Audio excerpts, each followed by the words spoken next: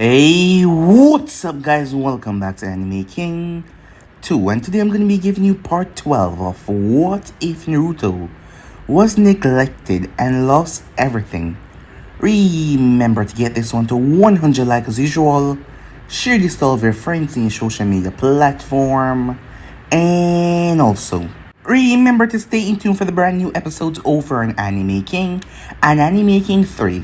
Yes, if you're new, you heard that correctly. I indeed have 3 channels that I post on every single day for you guys to enjoy. Links will be down in the description, so go ahead and click that red subscribe button and become part of the Anime King family. And thank you for all of your help and your support. Remember to comment down below and tell me if you're new. I'll be replying talking back to all of you. So yeah, without further ado, what do you say we begin this new episode? Start the intro.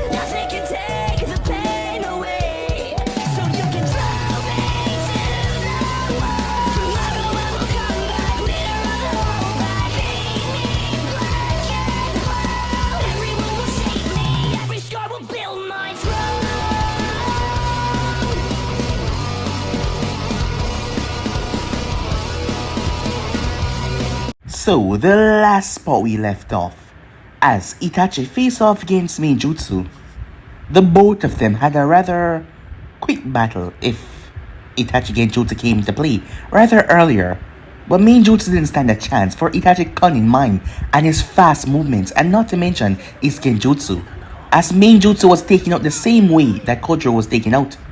After that, Naruto was up next to face off against Itachi. The both of them went into a one-on-one brawl, as the both of them started to become exhausted, as Naruto still hadn't fully recovered from his fight with the two tails, so he was a lot more exhausted and he had spent a lot of chakra Itachi just cast a genjutsu of a Mainjutsu. So with that, Naruto started to get weaker and weaker as the both of them clash. Naruto delivered a violent uppercut to Itachi, but Itachi kicked him at the same time, launching two of them back to 2 different directions. With that, the both of them crashed on the ground as Itachi picked himself up. To everyone's surprise though, Naruto got up and yanked Itachi towards him with some strange unseen force and smashed him right in the face, knocking Itachi out cold. And then Naruto passed out. Everyone was confused by the turn of events, but suddenly there was a small poof. They were brought to the hospital as Uncle told Snazzy that Naruto feasts off chakra. Snazzy was confused, but she let him bite her, and he sapped some of her chakra, and his skin tone started to return back to normal. Reason being why Naruto was so drained of chakra. He once again released a seal on the fox's neck because it was causing the fox immense pain, and he could see that because blue seep of energy was seeping out of the fox's neck because the seal was so tight. But that brought a negative effect on his body because when the fox was awake, it sucked his chakra. But somehow Uncle knew that Naruto could absorb chakra by biting a person. It was probably from the fight when she saw that he bit down on the man that was fighting him, as Snazzy would talk to her about that later. So with that out of the way, Naruto woke up as Fukaku came in with Itachi. As he came to see how his son was doing, he had already elected for Itachi to join Anvu, but Snazzy declined for Naruto. Naruto did not want it anyway, he had a different path. Itachi, whether or not he wanted that path, his father had signed him up, but it seems like he would do that path, as he would protect Konoha in the darkness, while helping Naruto be the one in the light. After all, his dream was to become Hokage, and Itachi would make sure that happened. As Ibiki then came to find Uncle, as she was gonna start her program in the IT department, as she was happy that at least someone came for her as well, even though she had Naruto and Snad and the others here. Someone came to see if she was okay.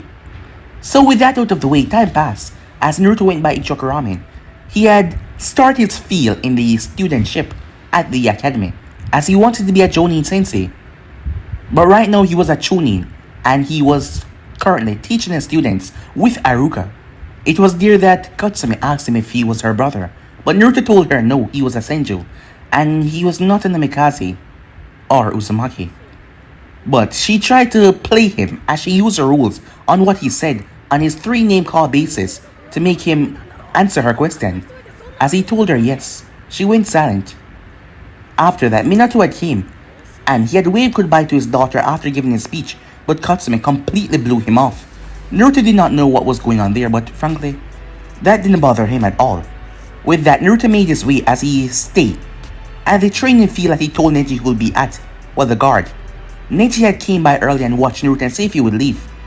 But when Naruto did not leave, he finally came out, as Naruto was waiting for him to do that. Neji had been rather upset at Naruto for taking the job of being Hinata caretaker, taking her to school and all that. He was rather upset about it. And he was thinking that the main family was turning Naruto into a puppet, but Naruto told him no. He had already made his promise that he would remove that steel from him, just have some faith in him. Neji apologized as he was being too rash, overthinking things again. As Naruto decided it was time that he continue his work on Fuin Jutsu, he needed to dive deeper into the art. After all, he was going to remove that steel from Neji's forehead. So yeah guys, so basically as we left off, you guys can switch across the place and check it out for yourself. So this will begin this new episode. We begin this episode at the Hidden Stone, an undisclosed location. Crow, ready on the mark. The voice buzzed in his ear, peace. But he did not reply. He was not there to give orders, he was there to get them. He was perched on top of one of the hidden buildings in the village of the rocks. He was not visible to the naked eye, as the arrow was cast in a wide-range genjutsu. It was weaved to make him look like a speck of dirt on the facade of the building. He descended down from the building as he landed on the window mark. He had a pen and a screwdriver. Minutes later, he was in the room that was supposed to help the weapon dealer for the Hidden Stone. Recently, there was an influx of weapons in Fire Country. Someone was arming thugs, bandits, and they were paying a lot of money too. So envoys are sent to investigate. Crow, the window is closing, the voice buzzing to his ear, signaling that the owner of the office is coming back any second now. With swift movement, he unlocked the safe under the carpet. His Sharingan activated, he flipped through the documents, memorizing them. He would look over them later on. Nothing but silence, he placed back the documents as he closed it and covered the carpet before slipping back through the window, and he was gone. Crow, the distraction would begin in 5 minutes. Get to the position, the voice said in his ear once again. But Itachi had froze. The reason being, he knew one of the bank account numbers that was used in the transaction of buying the weapons. He knew it because he had seen it before. It was a Uchiha, clan private one, in the land of the moon. This had to be a mistake. It had to be. Seconds later, he was dashing through the roofs of the Hidden Stone. Near the gates, a bunch of drunken Hidden Stone civilians were having a party about a recently born boy. And with that confusion, he managed to slip past. His rendezvous point was 2 kilometers away, in the land of rice. He disappeared, and with that he made his way. His mind was fighting of doing his job and keeping quiet about it. He saw a lot of other bank accounts in the documents. Should he give those out instead? And do not give out the Uchiha one? He could do that. Or maybe he was just seeing too much into it, and those documents were falsified. I mean, why would the Uchihas have to arm bandits and thugs around the land of fire? Why would they do that? As he arrived in the clearing, the envoys were hidden by a quick genjutsu, just to be on the safe side. Here, and there was also Dog. And there was supposed to be Cat, but she wasn't here at the moment. You have the documents, Dog said. Crow pointed at the side of his head. As here simply nodded. Told you the Sharingan was nifty, he said. So how many do we have? 7, Itachi said. 1 for every elemental country, plus grass and rice. As he pointed at out, Cat appeared, as she was breathing a bit rugged. Cat, everything alright? Dog asked. As he looked at the Kunoichi, she seemed like she was about to fall down from exhaustion. They're mad, said Cat.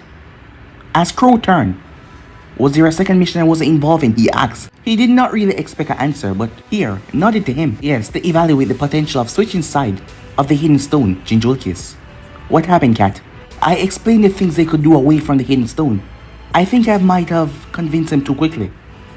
They outright decided to go rogue. Do you have any clue on where they were heading to? Dog asked. I think the direction was Taki, but I was too busy dodging lava bullets and steam geysers. This is going down the S-rank payment rule, right? Yes, it is going down as S-rank for you, Cat, here said. As he turned towards Konoha general direction. Let's make it hasty.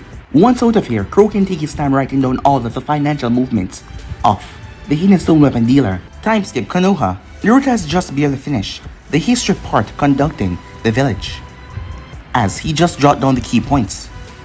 Hinata was not in the class today, as Naruto was planning to go visit her later on. realizing that she was still in shock after her mother's death. A fact that he was warned about this morning when he had went by to escort her as usual. And the lesson is, the bell rang. Over, said Naruto. In the next moment, Naruto was flocked by all the girls that were in blue. Asked them a lot of random questions about different subjects and all that, while Aruka had to deal with the guys. As he answered for the 13th time no, Hoshirama here was not grey like his brother. The door slipped open as Ibiki came in and looked towards Naruto. Ibiki-san, said Naruto, as he excused himself from the girls, who were pouting. You're summoned to the Hokage's office, Ibiki pointed out swiftly. Ghostlands, he said. As Naruto nodded to Aruka, who nodded back. As with that, they walked out of the class. Alright. Hit me with the emendo, said Naruto, because I don't understand it. Ghostlands. Lands ghost, Ibiki said. You know, grow up a bit, and then I'll explain it. Later on, he said. Is Ide fine, said Naruto.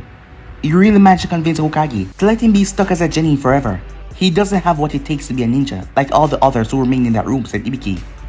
I can't guarantee that whining won't get through the Hokage, because he's a softie. But anything to do with Ide, I'm not gonna get involved. He's getting a rather pissy attitude. He needs to grow up. You still haven't answered my question, said Naruto. Aoi, tell me that he's fine. He said that he's crashing at his place, seeing that he still doesn't want to talk to me, said Ibiki. They arrived as the doors of the Hokage office swung open. Making their way, Anko and Kakashi was already there. As the silver-haired Jonin, I smiled at Naruto, who waved towards him. As Anko ruffled Naruto's hair. Oh, Naruto-chan, like good old times, said Anko. Only, we have a frowning bald guy too. Naruto blinked as he turned towards Ibiki. You're bald? No, I'm not, Ibiki said quickly. I just have slightly less hair than usual. He's bald, Anko said. As the Hokage coughed, getting your attention. Well, he said, it seems a secret cipher division of Kiri has been seen in the Land of Fire perimeters. Seeing that you're a secret division, their deaths or any sort of interaction between them and us will be kept under wrap. Just a week before, Kiri shinobis had been in the Chunin exams. And now there was Kiri ninjas moving around the Land of Fire. There was a difference between loyal ninjas and the ninjas that did the riskiest job for the highest pay. Because the loyal ninjas, that could get people into war when a full-blown battle started. But the ones that did the riskiest jobs, if they died, people looked the other way. Just like Anvus, who were secret ninjas, who were taught to destroy themselves upon risk of capture. And if they were captured indeed, and taken, they will be accounted as missing ninjas who left the village. This is a B-rank mission. The Cypher Division should not be heavily protected, and from the reports given, it seemed to only have one armed guard, with a long katana. This should be an easy B-rank mission, as Naruto winks a bit here and that. You should direct yourself towards the Land of Water border, precisely near the docks of the Land of Wave. From there, you will have to track them down, but I have faith in Kakashi Ninki and dogs. At least, bring one of them back alive, as he handed over the mission scroll. Dismiss. And with that they left. Alone, Minato turned his gaze down. Some information and rise up. Tobirama Senju blade had been gone missing from the vault. Normally, no one would have checked for his presence, since it wasn't a weapon that left the village, save the vault, for years now since the second Hokage's death. Yet, when Tsunade had returned, the process for looking for the blade had begun. Since they were sure that she would have wanted to reclaim the blade sooner or later, Tsunade had came around 3 days after Naruto became Chunin to come for the blade. She probably wanted to give him it as a gift for his promotion. So now there was a missing blade, but no ninja had left the premises, and no foreign ninjas were detected. The blade of the Thunder God seemed to have disappeared from the village without any trace. The last who were vaulted the vault was Aoi, Rokusho, him and his team, but the Jonin was still in the village. After all, stealing something that priceless, you would have wanted to leave the village because you would have been investigated. Perhaps one of his genins had tell someone else. Suddenly, Anvu came in the room with a monkey mask on his face. Hokage-sama, I have urgent news. Minato could tell that day was turning for the worst. Time skip. Land of Waves. And tell me, how do we track ninjas we have never smelled before? Asked Pakon. Well, they're shinobis, and they belong to the Cypher Squad, so they're bound to smell of ink, said Kakashi. As Anko rolled her eyes. How long till that puppy learned the drill, Kakashi-sensei? As a snake came from her sleeve. Her snakes did not need to be trained, unlike Kakashi's puppies, especially this one. Although Kakashi could bring out a well-trained dog, he preferred to use the trainees to help them. Where's Naruto, said Ibiki, as he realized that the gray-haired boy pretty much disappeared from the makeshift camp. I sent him to investigate the nearby village. Maybe someone saw the Kira team passing by. Ibiki narrowed his eyes. That don't seem plausible. What's the real reason? As Kakashi sighed, it's not that I don't trust him, it's that he got quite the schedule lately. Some boring relaxed option wouldn't kill him. As Kakashi said that, Naruto landed in a clearing. Ibiki didn't even hear him arriving, as Naruto looked exactly like the second Hokage. From his silver hair down to his attire, a blue traditional armor similar to that of a samurai, but with a white fur color worn over a black suit. The armor was constructed from numerous metal plates formed over his body parts, chest, waist, upper arm, shoulder, and he was wearing black sandals. Not to mention he had a similar face protector just like Tobirama, with the Konoha headband scribed right into the forehead. So he resembled the second Hokage in a mini version. I had people fuss over me for an hour before I got away, said Naruto, as he looked towards Kakashi. You could have warned me that I look like second Hokage. You didn't know, said Anko as she burst out laughing. You think you would connect the dots? There's a picture of the second Hokage in your house, correct? Said Kakashi as he chuckled slightly. It was Mom's idea. She resized one of Tobirama's old armors to fit me. She also said she was gonna get the sword of the Thunder God for added protection. As Naruto sighed, why can't she just trust me to come back alive on my own? As he clenched his fist and unclenched it.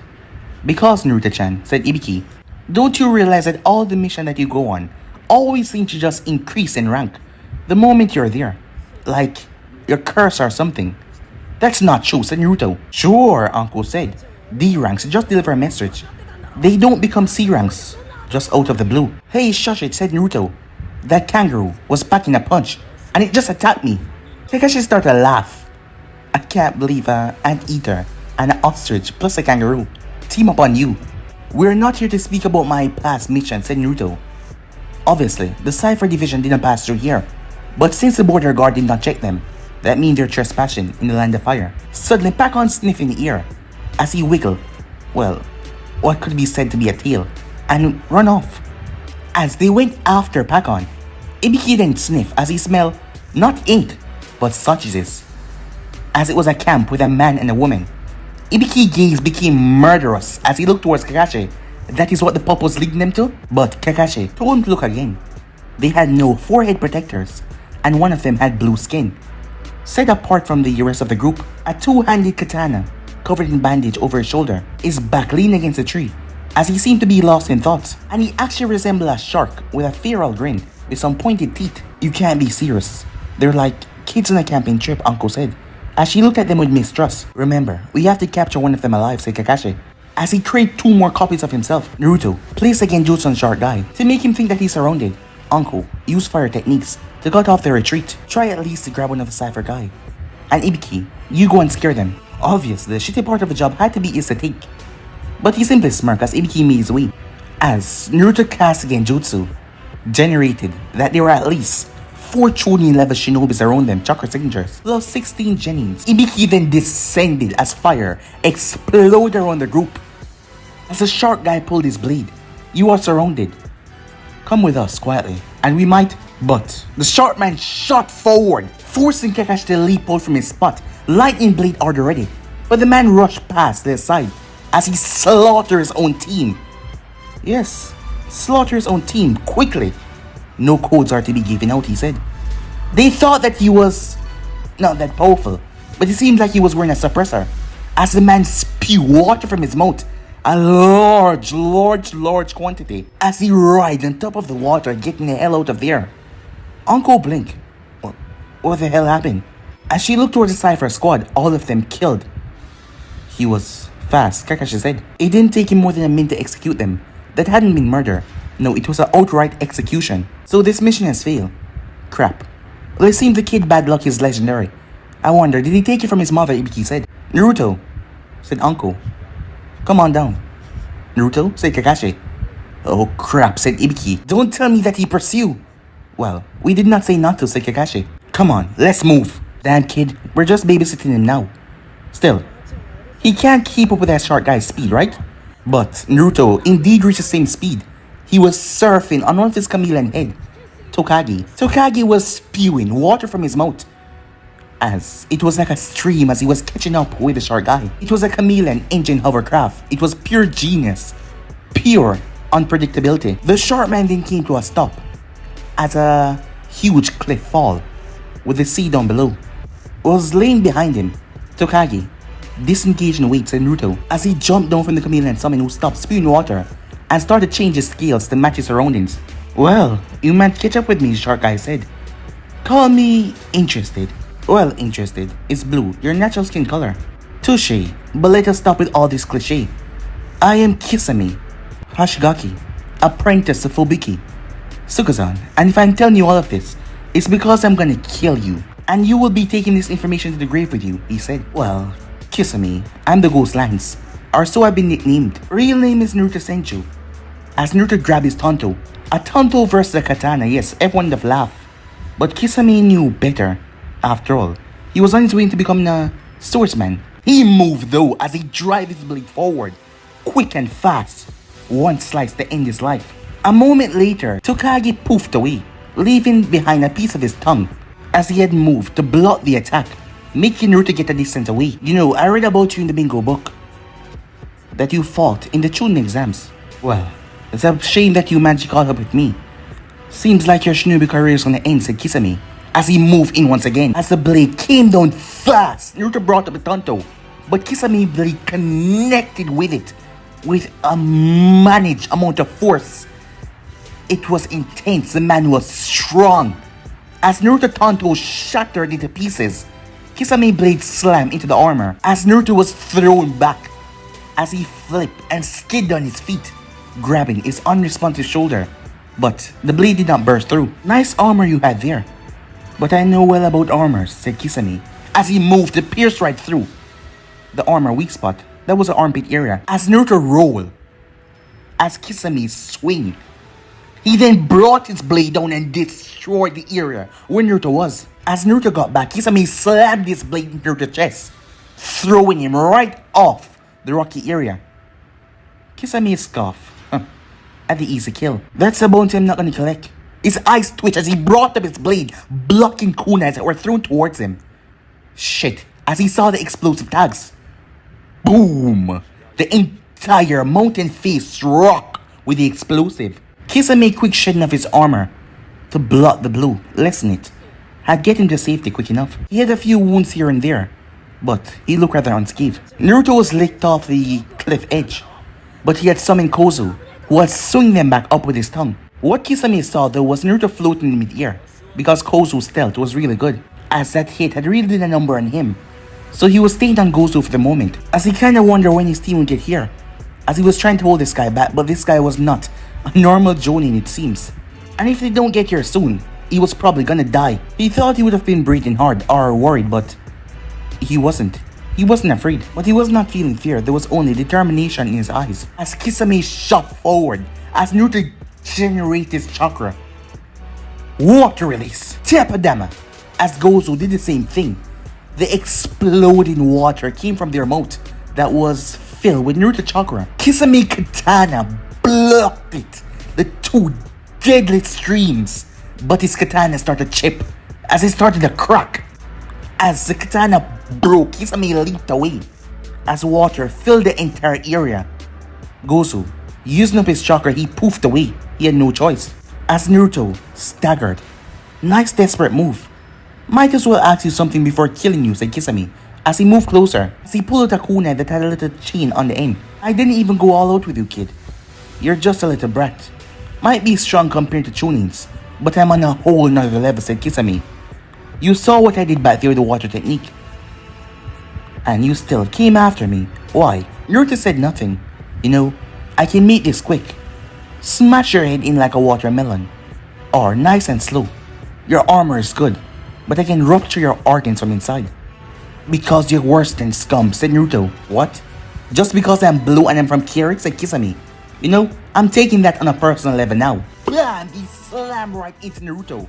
As Naruto was thrown, he slammed into a large rock as blood exploded from Naruto's mouth. But Naruto did not close his eyes. You killed your teammates. You worthless piece of trash, said Naruto. Kisame moved and kicked Naruto straight up into the sky as Naruto dropped with a boom. You know, kid, that was really nothing. The bloody mist is far different from most other villages, after all. In your graduation class, you have to kill at least 3 other students from the other graduation class to survive and pass. That's the reason why he was named the Bloody Mist, as Kisame stomped Naruto, putting one against the other who were supposed to be comrade. Truly disgusting, right? I am sure there was never something like that in your pathetic, excusable academy, right? As Naruto simply chuckled. Fear is all you have.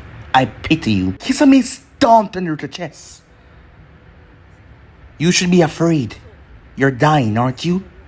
So feel fear. What would it take for someone to kill you, said Naruto, as his body seemed to finally give out the exhaustion. And Kisame understand the bright words. After all, what would it take for someone to be given an order to kill him on a mission, like how he was just given the order to kill his team just in case, if they were caught? For a sensei to give someone the order to kill him, for the Mizukage to give someone the order to kill him. Kisame wondered what the hell was going on. It was strange. The brat was dying from blood loss, chakra exhaustion, and yet he was the one that felt fear from this boy. It didn't matter anymore though, as he went towards the edge of a cliff. He stood there when a snarl could be heard. Kisame turned as Uncle Midarashi was transformed into a horrible, monster-like thing. As her arms were extended like apes, they were covered in scales. Her teeth had turned into fangs. Horns were coming from her head, as the mark on her neck was receding, as it was pulsing. The problem was she was bulky, but yet her speed. The next thing Kisame knew, he was slammed.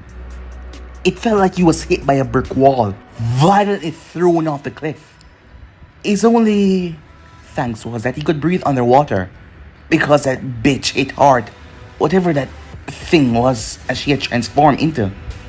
As he fell, as Anko started to shrink back down to her normal size, her clothes had become a bit more baggy and loose because of it expanded.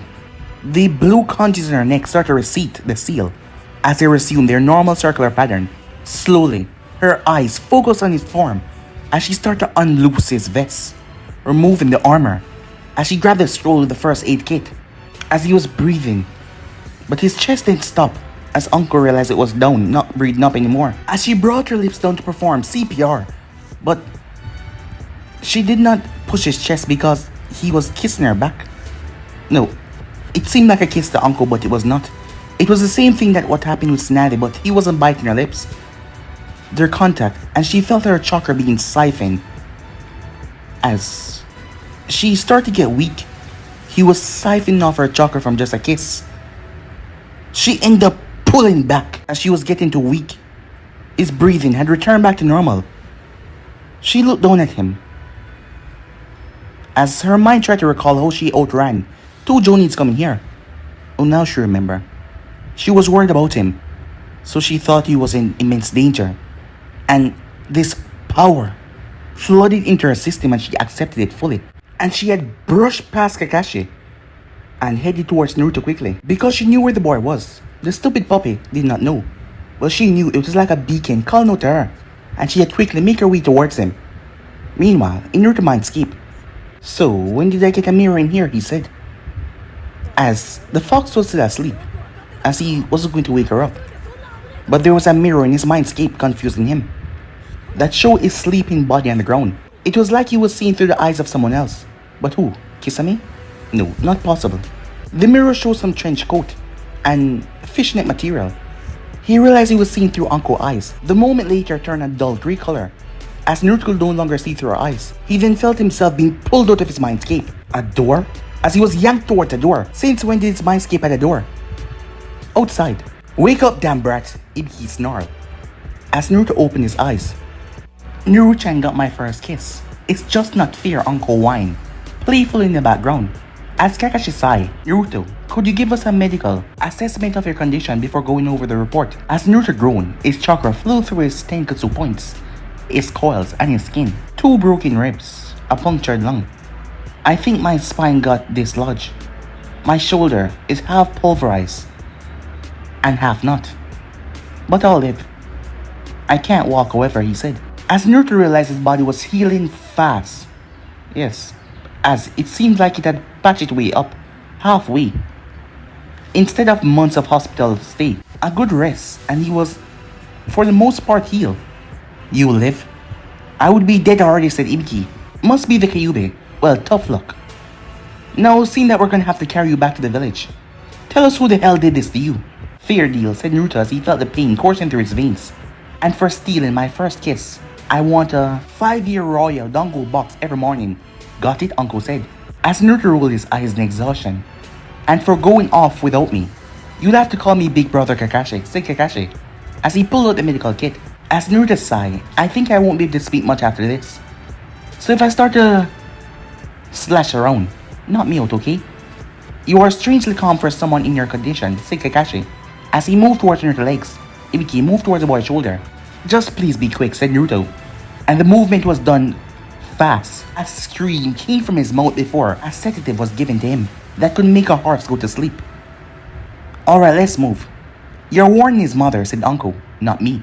Well, with him out cold, could you explain what happened, Uncle? Asked Kakashi, as they made their way. I don't really know, she said. I just felt someone calling me, and I answered the call. Well, we'll have to ask Jiraiya-sama next time he's in Konoha, but the Hokage and his wife would have a look on it. As Uncle said nothing about that, as she didn't look towards her seal. You think he's gonna be fine? Well, if it was any normal ninja, it would have been bad. But with Naruto and Snazzy in the village, he's gonna be up in a couple of days. Yeah, tough sport he is. But his mother, she's gonna kill us, Ibiki said. Well, I'm not telling her, and I'm not gonna go, said Uncle. Well, the team leader should tell her, said Ibiki. As both of them turned towards Kakashi, Kakashi looked around before blinking. Wait, who has the mission scroll, he asked. Ibiki, heart pale at that. As Kakashi, I smile. Well then, I guess whoever the team scroll is a mission leader, right? No, that's not how this works, said Ibiki. Who knows, Kakashi said. Time skip. 4 days later in Konoha, Naruto was once more in front of the Hokage for another B-rank mission. In the floor there was a giant-sized hole that had been covered with planks to prevent anyone from falling down to the lower floors. This time, Ibiki was there with Itachi and another masked individual. Well, technically Itachi also had a crow mask. So there were two masked individuals, crow and dog. Ibiki seemed a bit pale and a bit fidgety to say the least. So I understand that your wounds have been healed, Senju-san, said Minato, as he looked over the boy. As Naruto's eyes seemed a lot brighter. Yes, Hokage-sama, said Naruto. Figures, his mother did a wonderful job. But something was different. His mother had just supplied the chakra. For some reason he could leech chakra with his mouth, like he could absorb it. But that chakra just flew into his system. It can literally recreate tissues and regrow muscles. He didn't know how he gained this ability. It could recreate damaged body parts. At the moment he was sporting the same attire that he used towards the Kira mission. So, the envoys had to look at him before glancing towards the second Hokage frame. Well, the reason why you're present is because this mission is personal to the Senju clan. The retrieval of the Sword of the Thunder God. As Naruto looked down towards the ground, a small chuckle escaped in his lips. Oh, this is precious. So that is why the office has a hole in the floor. He wiped away the grin. Please continue talking, Hokage-sama, he said. As I was saying, said Minato, as a small smile quickly vanished away from his own lips. It was trying to come up, but he forced it to go back down. A keen eye focused on Naruto. Is he getting over his grudges? Minato thought to himself, but he shook away that thought. That wasn't the objective right now. It seems like Aoi, Rokusho, departed yesterday, who has been hiding the location of NidaimeNaruto, who is seemingly the culprit of the disappearance of the Rising Blade. The boy is nothing but a mere genin. Since he's never displayed any ill will towards Konoha, it's a safe bet to assume that he's been played by Aoi, who seemed to be tied with the Hidden Stone spies, and with the incident 11 years ago. You are to pursue and capture Aoi before he crossed the border towards the Hidden Rain. If he does, we won't be able to go beyond the border. It's also safe to assume that he has some connections with the Hidden Rain, meaning that if we don't catch him swiftly, we might never do. NidaimeNaruto is to be brought in for interrogation and questioning, but that is of second importance. I understand why I'm here to get the sword. As he looked towards Ibiki, he might be burning some bridges with the man right here, but Ibiki would understand soon enough. He's emotionally involved. Why is he here? Because it is a deal. Second, no Serahi. said Ibiki. Second on coming of the Nidaime Hokage. Really? Said Naruto. Well, fine. Let's go, he said. With that, they made their way off. As they made their way towards the gate at the academy, Katsumi was bored. Katsumi knew that it wasn't Aruka-sensei's fault that Naruto had missions, nor that she blamed the fact that Mizuki had been chosen to replace Naruto as the assistant of the class while he was not here. She knew whose fault it was, her father, who was trying to keep her brother away from her, and it just wasn't fair. Kiba could go back home to his elder sister, and she could teach him cool tricks. Many others in the class had cool siblings, and they could teach him cool tricks, and they could get to know them. So why was she the only one that had no siblings, no cousin, waiting for her at home? Her mother was a Jonin sensei, and she was always busy with her Jonin team. Her father was Hokage, and obviously he couldn't take time teaching her any new things. So she was stuck with the boring academy, learning all about history. Waste of time. And this is where the battle took place at the Valley of the End, Aruka said, as Kasumi sighed. Boring. As Aruka looked at the class, all of them looked bored. Was it because he wasn't good with illusions? Was it because he didn't scream like Naruto or push their buttons? As Naruto was able to convince Shikamaru not to sleep in class, and Shikamaru had perfected his sleeping with his eyes open jutsu, and it was starting to unnerve the Jonin. As Katsumi feels someone tap on her shoulder, she turned. It was Kiba. Katsumi-chan, me, Choji, Shikamaru. We're planning to go on a trip. When the bell rings, you in? How are we gonna leave? She asks. Shikamaru's got that covered. As when the Chunins turned their backs, the Nara dropped out of class, leaving a clone in his position. He know the clone jutsu? Anything, as long as it get him out. Now follow my plea. As Kiba grabbed Choji by the arm and yelled, "Oh, Kami, Choji, you're sick. Please, don't die on me, buddy. I'll get into the infirmary." And with that, he started to drag Choji to the classroom, who was feigning sickness. As Katsumi got up, "Don't worry, I'll help," she said. And with the most horrible performance ever, the three of them left the room. For a few seconds, nothing happened. Aruka wondered if they did this as some kind of twisted prank. Or they thought that they were that stupid to believe. The man mind just couldn't comprehend how. "We'll take them back in after recess," said Mizuki, as the bell rang at that moment. Meanwhile, at the Hokage office, as Kushina had just handed in her successful D-rank mission, she was in there alone with the Hokage. Her Genin team was outside. "Minato," she said. Minato activated the privacy seal as he closed the windows. Shouldn't shinobis who got hospitalized get a 1 week leave off, she asked, and she seemed really angry. As it clicked in Minato's mind, this was about the parent-teacher event at school.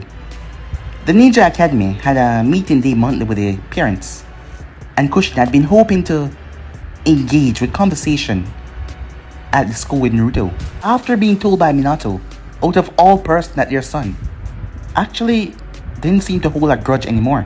Well, that was what he thought from the actions that the boy was displaying. "Yes, dear. And tell me, why did you send him after a Jonin?" asked Kushina. "Oh, he's not alone, Kushinaheim. There is 2 envoys there. Don't give me that crap. There's a Takabitsu Jonin who let him get wounded from his last mission, and he was on that mission. And now there's Itachi, who's the same age as Naruto, and his cousin Shisui. Don't give me that crap. And you're still sending him back, not even a week later, after what happened to him on that last mission, where I was told that he had internal wounds, and 4 days later he's out of the hospital. Come on, Minato, that is not even possible for Uzumaki resilience. And now he's on another mission to go after a Jonin? Kushina, you know that we have to re-evaluate our assessment of the previous situation." As his eyes started to look around the room. "Oh right, you mean because we were wrong, not once, but twice. Minato, I can live with him not calling me mom.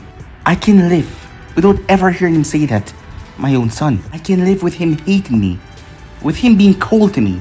But if he dies because of us, if he dies because of one of us, I will never forgive you." Minato, eyes seemed to get a bit serious. "Kushina, you had your own part in this. Who was the one that threw him out of the house? Katsumi was a newborn. You know what happened back then, and I thought that she was in danger. You were the one that brought him towards the apartment for the orphans." Minato slammed his hand on the desk. "How could I know that they were hidden stone shinobis ready to kidnap him? How could I know that I'll have to disown my own son like that to save him from being hunted? How could I know that he would have snapped like that? There's a reason why we Remove those memories from him, Kushina. You know the reason. Kushina looked down. Because we both screwed up, she said. We're both wrong. He will hate us. He will never forgive us. And when he does learn the truth, he will fight us. He will fight us because he will be angry. Not if I can avoid it. Not if I can make my plan a success, said Minato. Your plan? Kushina chuckled. What plan? What is your plan gonna do when you realize that you toyed with his mind? In that instant, the radio on Minato Deck's buzzed. As his secretary spoke, Kushina's eyes went wide. No, you're not. I will, said Minato. For his future. For Konoha future. For Katsumi future. For everyone future. Minato. She walked towards the window. She shook her head in disbelief. Kushina, this is a secret, you know, said Minato. She turned as she looked at him. Her eyes were devoid of emotions. She merely nodded. A secret from the Hokage. As she left through the window, Minato released the privacy seals. Let Midarashi-san in, he said. And with those words, he sealed his own fate. With the devil, or with God, he did not know. As he was playing a dangerous game that he thought he could solve without getting people hurt. But he was messing with people's life. Time skip. The rain was coming down hard. Yet, Naruto Senju stood in the downpour, as he was dry as he could be. As they were nearing the border.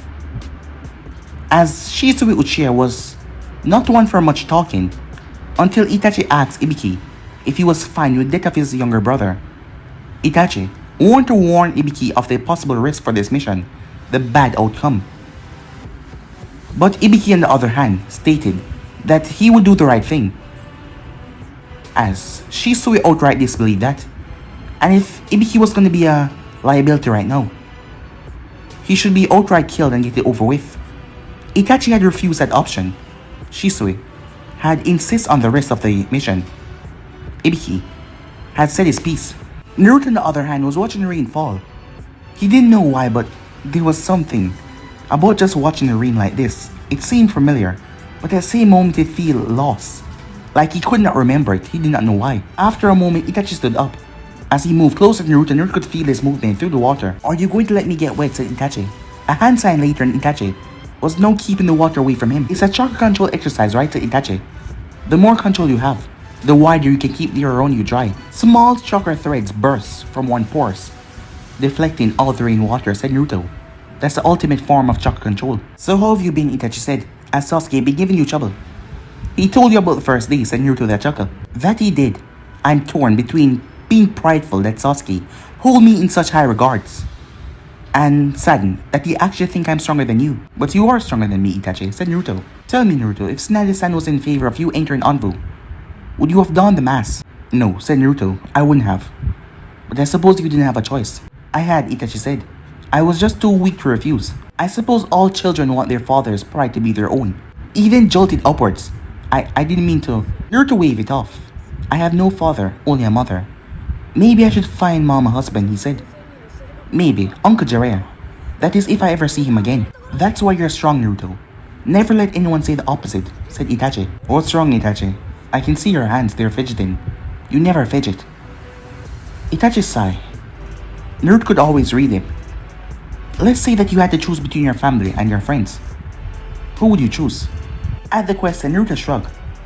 I would simply choose both. You can't, said Itachi. You have to make a choice. No, Itachi. There's no white and black, no right and left. If there's a wall, there's always a chance to tear it down. If there's a crossroad, you can always go on the grass. If there's a canyon, you can always dig underneath it. If there's a bridge, you can learn to fly or simply go around the world to make it to the other side. There's nothing more stupid than yes or no, black and white, right or left. Itachi chuckled at those words, you know. He will always surprise me. I try my best, but the audience is picking most time. As Naruto turned his head towards Ibiki and Shisui, both men looked like they wanted to kill each other, as they had kunais out. Shisui, we are not to kill Marino's son unless he attack first. That is why I'm taunting him, Itachi, said Shisui. You know, I'm not gonna be babysitting the both of them, said Naruto. Me neither, I'm fed up with the ranks. As Itachi turned, we get to move early. Good, Ibiki said. As Shisui did not know what Ibiki would do when he finally saw his brother, just in case the brother was a traitor. With that, they move out. As they arrive at a small rundown inn. So let me get this straight, we know that he's in there. We know that he's waiting for us, but we don't know why, right? Yes, Shisui said. The rest is classified information. I'm thinking there's something you're not telling me, said Naruto. But who am I to question Anvu? Naruto, stay outside. Technically, you're just to be a spectator, but if you see Aoi running, intercept him. Same with ID. That is, if he's not already dead, says Shisui. Once his utility had made his course, Aoi would probably kill him nevertheless, because he's no longer useful to him. Ibiki scoffed as he grabbed the coat of Shisui, who already had a kunai out. You are emotionally compromised. Refrain from acting on your own, says Shisui. Ibiki, let him go, said Naruto. We're wasting time. You have my word, if I see ID, I'll grab him. But we're wasting time. Fine. As he released Shisui, as they move, as Naruto's in a tree.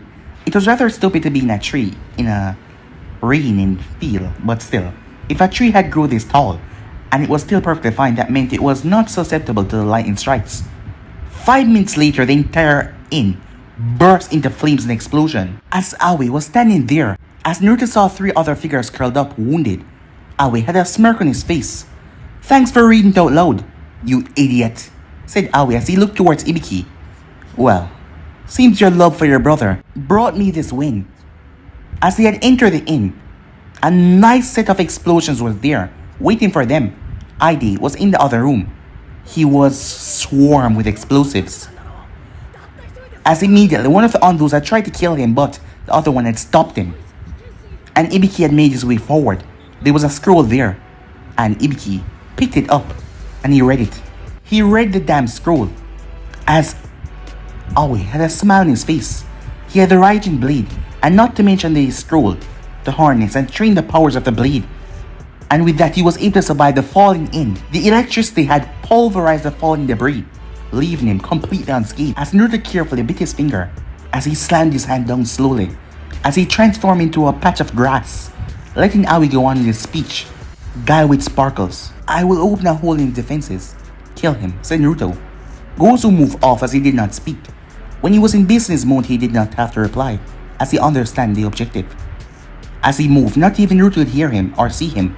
And now you die first, said Aoi as he raised a blade in the air. But the static electrical field on his back was torn open. The silent ear blade had sliced right through the lightning. After all, wind was stronger than lightning. As Gozu's tongue then shot forward, chameleon could change their tongue. There was a sticky tongue that they used to grab their opponents and pull them towards them. And there was a bone tongue that could pierce through their foes. Aoi was thrown violently as he crashed on the ground, as the tongue javelin turned his spine as it rearranged it into a jigsaw puzzle. As Aoi struggled to move, he felt something grip his wrist as a sword was yanked out of his hole. Aoi looked up as he saw the second Hokage. No, it can't be, as that was the man's last thoughts. His spine, his organs down below, completely disheveled. It didn't take long for the man to die.